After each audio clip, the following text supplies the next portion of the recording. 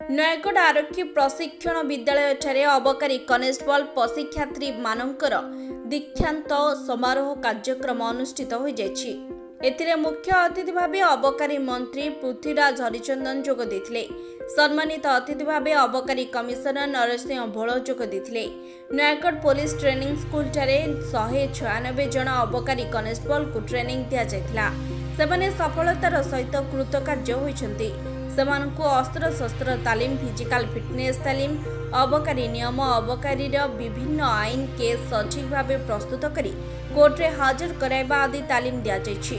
5 मास धरी तालीम दिया जायतिला। मंत्री कहिसंती ओडिसा रे चोरा मद कारबार हेबो नै। एनसीपी पुलिस और अबकारी विभाग सजाग रहिछि।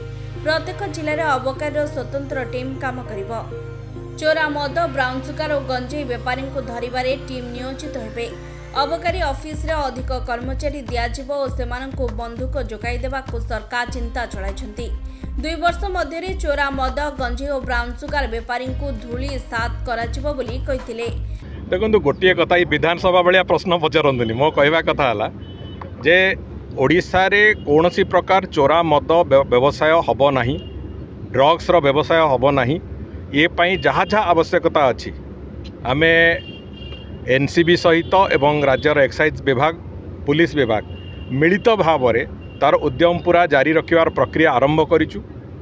एवं विशेष करिकी विभिन्न अंचल रे जो 6 मास भितर 2-3 पर्याय रे जो भली भाव में एक्साइज रेड आरंभ होईची एवं विशेष करिकी संपूर्ण भाव में आमे चिंता करूचु प्रति जिल्ला रे एक्साइज एनफोर्समेंट रो गोटे पूरा डिस्टिंक्टली गोटे विभाग सहित विभाग ता भितर काम करू एवं अंश विशेष भाव में रेगुलर प्रोसेस रे कौन सी जगह जो माने चोरा मद व्यवसाय करुचंती किंबा ड्रग्स व्यवसाय अछंती, गंजेई व्यवसाय करुचंती तांकु संपूर्ण धूलिसात करिया पर्यंत विभाग गोटे मुहूर्त भी से समय नष्ट करिवो नाही एवं से दिगरे पूरापूरी भाव में अत्यंत दृढ़तार सहित विभाग काम आरंभ करिछि।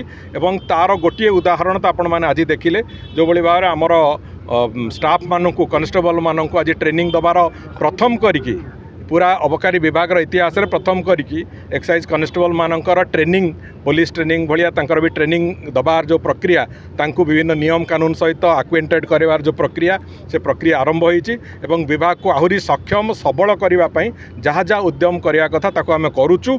एवं आगामी दिन रे जो माने नियुक्ति निश्चित भाव में आगामी दिन से बाबद भी सरकार गुरुत्वर सहित चिंता करुँच। पूरापूरी भाव में विभिन्न जिल्लार जो एक्साइज यूनिट अच्छी एवं विभिन्न एक्साइज स्टेशन मानकर जो शक्ति अच्छी ताकू आहुरी अधिका बढ़ेबा, ताकू आहुरी सशक्त करेबा, एपरिकी सेमानंकु आर्म्स प्रोवाइड करबा पर्यंत भी सरकार गंभीरतार सहित चिंता करुचंती। एवं बहुत शीघ्र जो कथा आमे लक्ष्य नहीं चलीचु जे 2 वर्ष भितर चोरा मद को व्यवसाय करके एठी ओडिशार प्रदेशर समाज को कलुषित करुथिबा लोक माने एवं जो माने ड्रग्स द्वारा ड्रग्स व्यवसाय करिकी एठी युव समाज को विभ्रांत करुथिबा जो लोक माने एमानंकु संपूर्ण धूलिसात करबा पर्यंत विभाग तार निजर दायित्व को लेकिन चलिबो। पूर्त विभाग अधीन जो पटिया अंचल रे ओवरब्रिज निर्माण होबा कथा अछि एवं